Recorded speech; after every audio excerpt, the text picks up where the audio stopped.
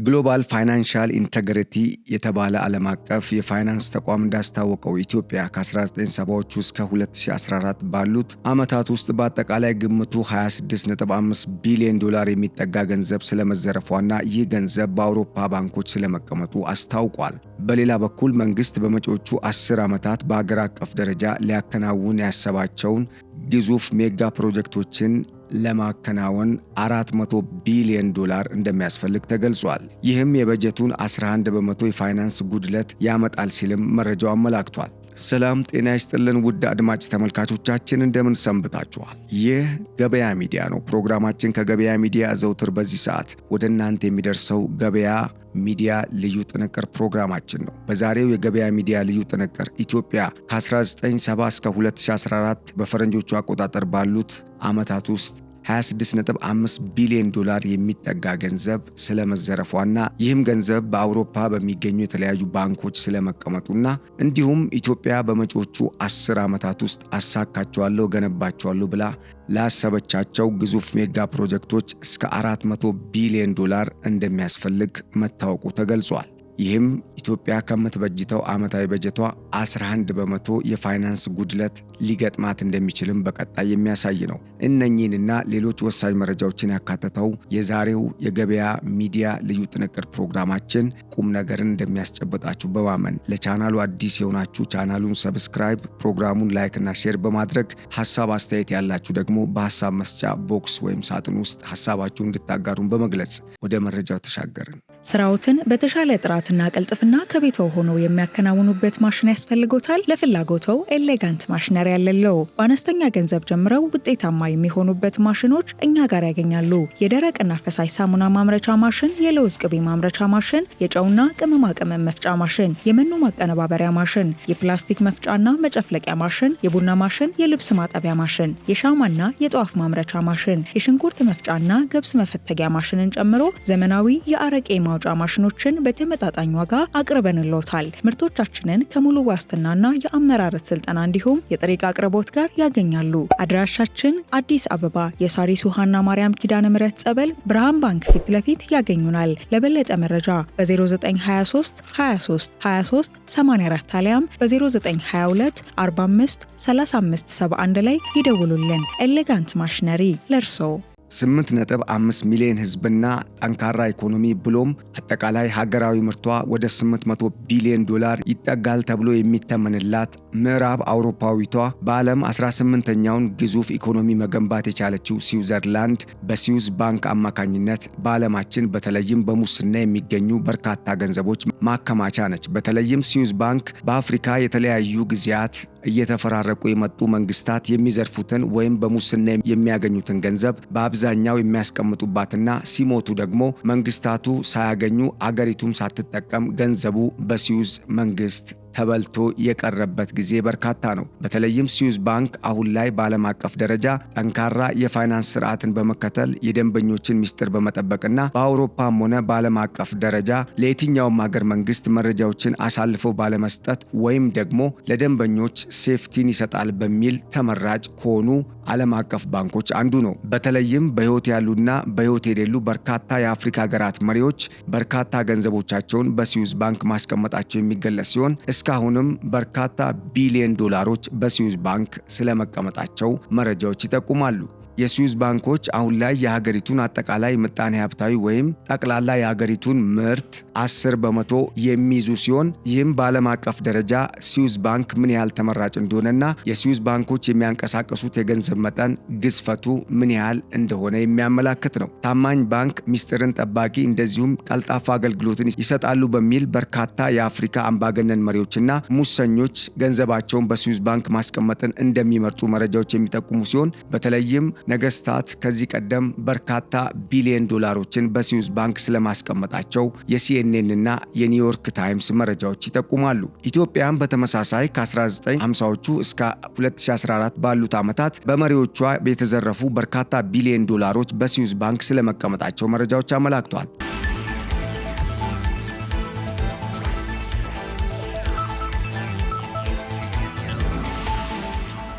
በተለይም ጠቅላይ ሚኒስትር ዶክተር አብይ አህመድ በ2018 በፌብሩዋሪ 22 2018 ወደ ስልጣን ከመጡ በኋላ ኢትዮጵያ የተዘረፈቻቸውን በርካታ ቢሊዮን ዶላሮችን ለማስመለስ የተለያዩ የአውሮፓ ሀገራት ሲመላለሱ ስለመቆየታቸው ተገልጿል። በተለይም የነኚህ የአውሮፓ ሀገራት ባንኮች መረጃን ባለመስጠትና የተቀመጠው ገንዘብ መሪዎቹ ካልመጡ ወይም ያስቀመጡት አካላት መጥተው ካልፈረሙ አይሰጡም የሚሉ ወጥ የሆኑ አቋሞችን መያዛቸው ወይም ማንጸባረቃቸው ነገሩን የበለጠ እንዳከበደውም እየተገለጸ ነው። ከዚህ ቀደም በርካታ መረጃዎች ጉዳዩ ላይ የወጡ ሲሆን በተለይም አሁን ላይ የወጡ ያሉ መረጃዎች እንደሚያመላክቱት ኢትዮጵያ ከ1970ዎቹ እስከ 2014 በፈረንጆቹ አቆጣጠር ብቻ ባሉት ተከታታይ ዓመታት ከ26.5 ቢሊዮን ዶላር በላይ የሚጠጋ ገንዘብ በስዊዝ እና በለንደን በሚገኙ የአውሮፓ ባንኮች ተዘርፈው የተቀመጡ ገንዘቦች ወይም ሀብት እንዳላት ተጠቁሟል። ይህንንም ገንዘብ ለማስመለስ IMFን ጨምሮ የዓለም ባንክና ሌሎች ዓለም አቀፍ የንግድና የፋይናንስ ተቋማትን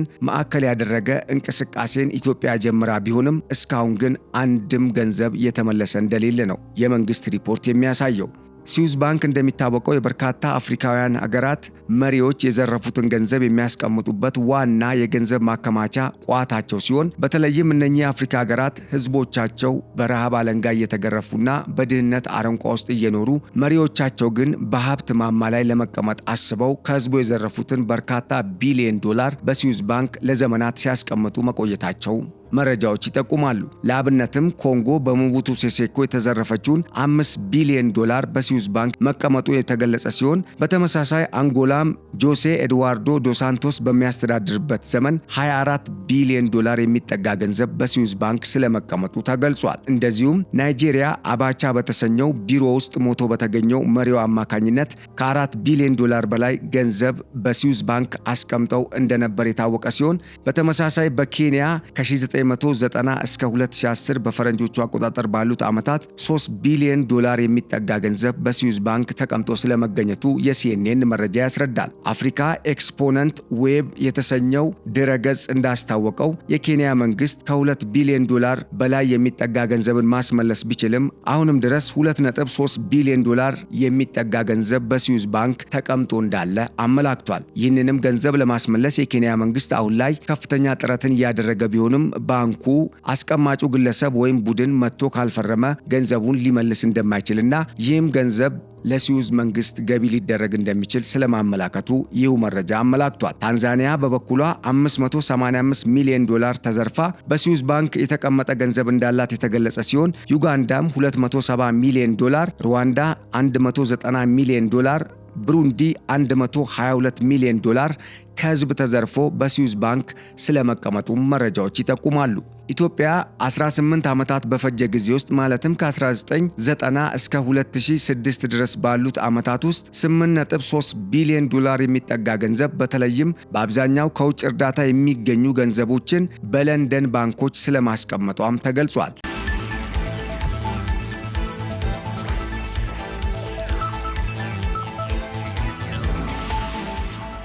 ይህም በመሪዎቹ አማካኝነት ከህዝቡ ተዘርፎ የተቀመጠ ገንዘብ እንደሆነ መረጃው የጠቆመ ሲሆን በአጠቃላይ ይህ ገንዘብ የሀገሪቱን አጠቃላይ ጠቅላላ ዓመታዊ ምርት 3.6 በመቶ የሚሸፍን እንደሆነም ተገልጿል። ይህም ኢትዮጵያ እስካሁን ተዘርፋለች ተብሎ ከሚታሰበው ገንዘብ የበለጠ ትልቁን ድርሻ የሚወስድ ሲሆን ቀድሞ ከነበረው የዝርፊያ መጠንም 10 በመቶ ሊልቅ እንደሚችል መረጃው ይጠቁማል። እንደ መረጃው ከሆነ ይህ ገንዘብ ኢትዮጵያ ከውጭ እርዳታ ከምታገኘው 9.2 በመቶ የሚሆነውን የውጭ እርዳታ ባለስልጣናትና መሪዎች ወደ ራሳቸው የግል ኪስ ሲያስቀምጡ እንደነበር የሚያመላክት ሲሆን በ2006 እንደ ፈረንጆቹ አቆጣጠር ባለው ዓመት ብቻ 1.4 ቢሊዮን የሚጠጋ ገንዘብ ወደ ባንኮቹ ሊተላለፍ ስለመቻሉም ተገልጿል። ይህንን ገንዘብ ለማስመለስ የኢትዮጵያ መንግስት አሁን ላይ በርካታ ጥረቶችን እያደረገ ቢሆንም በዓለም አቀፍ ደረጃ ባለው የኢኮኖሚ ቀውስና በተለይም አስፈላጊ የሚባሉ ወሳኝ መረጃዎችና ሰነዶች በአግባቡ ባለመዘጋጀታቸውና ሊገኙ ባለመቻላቸው ምክንያት የኢትዮጵያ መንግስት እስካሁን በስዊዝና በለንደን በሚገኙ የአውሮፓ ዕውቅ ባንኮች ከኢትዮጵያ ተዘርፎ የተቀመጡ ገንዘቦችን ለማስመለስ ትልቅ ተግዳሮት እንደገጠመው ተመላክቷል። ኢትዮጵያ አሁን ላይ 26.5 ቢሊዮን ዶላር የሚጠጋ ገንዘብ ተዘርፋ በስዊዝ ባንክ እና እንዲሁም በለንደን በሚገኙ የአውሮፓ ባንኮች ስለመቀመጣቸው በስፋት የሚያትተው ዘ ግሎባል ፋይናንሻል ኢንቴግሪቲ የተሰኘው ዓለም አቀፍ የፋይናንስ ተቋም ያስታወቀው መረጃ እንደሚያሳየውም ኢትዮጵያ ይህንን ገንዘብ ለማስመለስ ጥረት ብታደርግም እስካሁን አለማግኘቷን በመጥቀስ ይህ ገንዘብ አሁን ላይ ኢንፍሌሽን ወይም በሀገሪቱ የተደረገውን የገንዘብ የመግዛት መጠንን በመቀነስ የዶላርን ዋጋ በመጨመር ተሰልቶ ከሚገኘው አጠቃላይ የገንዘብ መጠን ግምት ውስጥ ሳይገባ 26.5 ቢሊዮን ዶላር ማለት ኢትዮጵያ በዓመት ከኤክስፖርት ከምታገኘው 13 እጥፍ የሚበልጥ ወይም 6 የአባይ ግድብን የሚገነባ አንጡራ ሀብት ኢትዮጵያ ተዘርፋ በአውሮፓ ባንኮች እንደሚቀመጥ አመላክቷል። ይህንን ገንዘብ ማስመለስ የመንግስት ዋና ግዴታ ቢሆንም አሁን ላይ መንግስት በተለያዩ የሀገር ውስጥና ቀጠናዊ ጉዳዮች ተወጥሮ የሚገኝ ከመሆኑ ጋር ተያይዞ ገንዘቡን ለማስመለስ የሚደረገው ጥረት እምብዛም አመርቂ ውጤት እያመጣ እንዳልሆነ ተመላክቷል። በሌላ በኩል የአውሮፓ ህብረት ሀገራት ኢትዮጵያ የተዘረፈችውን ገንዘብ እንድታገኝ ድጋፍ እንደሚያደርጉ ማረጋገጫ መስጠታቸው የተገለጸ ሲሆን በተለይም እንደ ፈረንሳይ፣ የእንግሊዝና ሌሎች በአውሮፓ ግዙፍ ኢኮኖሚን የገነቡ ሀገራት የኢትዮጵያ ገንዘብ እንዲመለስ በርካታ ጥረቶችን እንደሚያደርጉ ከዚህ ቀደም ስለመናገራቸው መረጃው ጠቁሟል። ጠቅላይ ሚኒስትር ዶክተር አብይ አህመድ በፌብሩዋሪ 22 2018 በፈረንጆቹ አቆጣጠር ወደ ስልጣን ከመጡ በኋላ እስካሁን ድረስ በርካታ የሚባሉ ጥረቶችን ቢያደርጉም የኢትዮጵያ አንጡራ ሀብት ግን ሊመለስ ስላለመቻሉ ነው መረጃው የሚጠቁመው። በተለይም እነኚህ ገንዘቦች በተለያዩ ቡድኖች ተዘርፈው በስዊዝና በለንደን በሚገኙ የአውሮፓ እውቅና ሚስጥራዊ በሚባሉ ባንኮች የመቀመጣቸው ጉዳይ ነገሩን የበለጠ አዳጋች እንዳደረገው የተገለጸ ሲሆን ይህንን ረብጣ ቢሊዮን ዶላር ገንዘብ ወደ ሀገር ውስጥ ለመመለስ አስፈላጊ የሚባሉ ወሳኝ ተጨባጭ መረጃዎችና ሰነዶች እንደሚያስፈልጉና ማስረጃዎቹን ማቅረብ ከተቻለ የኢትዮጵያ መንግስት በዓለም አቀፍ ደረጃ በሚያደርገው ክርክር ገንዘቡ ወደ ሀገር ውስጥ ሊመለስ እንደሚችል መረጃዎች ይጠቁማሉ።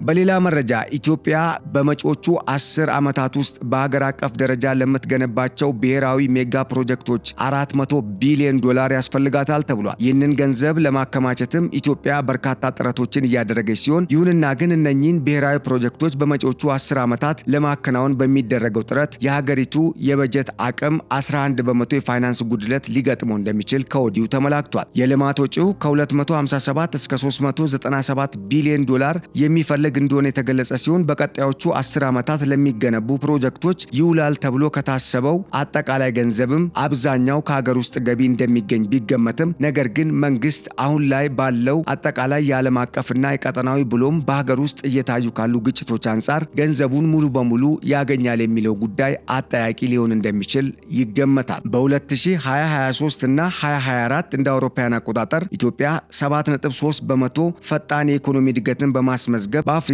ቀዳሚዋ የኢኮኖሚ እድገትን ያስመዘገበች ሀገር ብትሆንም አሁን ላይ እየገጠማት ባለው የጸጥታ ችግር ኢኮኖሚዋ እየተፈተነ እንደሆነ መረጃው አመላክቷል። መንግስት ከታክስና ከታክስ ካልሆኑ ገቢዎች 18 ቢሊዮን ዶላር፣ ከዓለም አቀፍ ረጂ ድርጅቶች ደግሞ 4 ቢሊዮን ዶላር እንደዚሁም ከሌሎች ገቢዎች 4.4 ቢሊዮን ዶላርን ያገኛል ተብሎ የሚጠበቅ ሲሆን ሬሚታንስ፣ የውጭ ቀጥታ ኢንቨስትመንትና ፖርትፎሊዮ ካፒታል ደግሞ 16 ቢሊዮን ዶላር እንዲያስገኙ እንደሚጠበቅም ተጠቁሟል። እነኚህም ፕሮጀክቶች ተግባራዊ ለማድረግ ከፍተኛ ገቢ ማግኘት የሚጠበቅበት መንግስት አሁን ላይ የተለያዩ ፕሮጀክቶችን ተግባራዊ ለማድረግ እንቅስቃሴ እያደረገ ቢሆንም ከሚያስፈልገው ወጪ አንጻር ኢትዮጵያ በመጪዎቹ 10 ዓመታት ልታሳካ ያሰበችውን አጠቃላይ ብሔራዊ ፕሮጀክቶችን እውን ለማድረግ 11 በመቶ የፋይናንስ ክፍተት ወይም ከበጀቷ 11 በመቶ ክፍተት ሊያጋጥማት እንደሚችል ከወዲሁ ተጠቁሟል። ኢትዮጵያ የተለያዩ ብሔራዊ ፕሮጀክቶችን ለመገንባት እነኚህ በውጭ ተዘርፈው የሚገኙ ገንዘቦችን ወደ ሀገር ውስጥ ማስገባት እንደሚገባት ወይም ማስመለስ እንዳለባት የተጠቆመ ሲሆን በተለይም በጃንሆይ ዘመነ መንግስት ተወስዷል ተብሎ በደርግ መንግስት ጥያቄ የቀረበው 11 ቢሊዮን ዶላር አሁን ላይ መረጃ ስለተገኘለት የመመለሱ ጉዳይ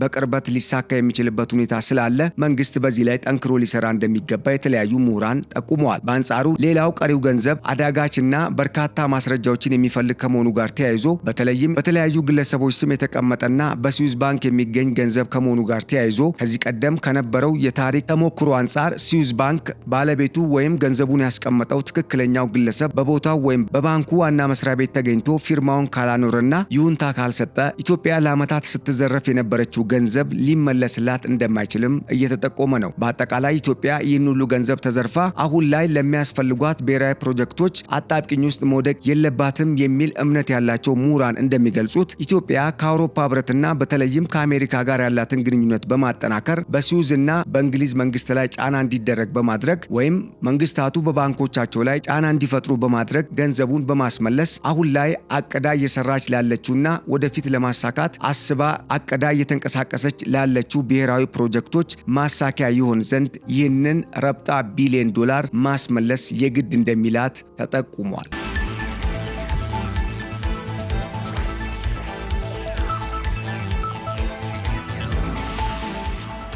ውድ አድማጭ ተመልካቾቻችን ለዕለቱ ያዘጋጀንላችሁ የገበያ ፖድካስት ልዩ ጥንቅር ይህንን ይመስል ነበር። ስለተከታተላችሁንና አብራችሁን ስለቆያችሁ በማመስገን በቀጣይ በሌሎች ወሳኝ መረጃዎች እስክንመለስ መልካሙን ሁሉ ተመኘን። ቸር ሰንብቱልን።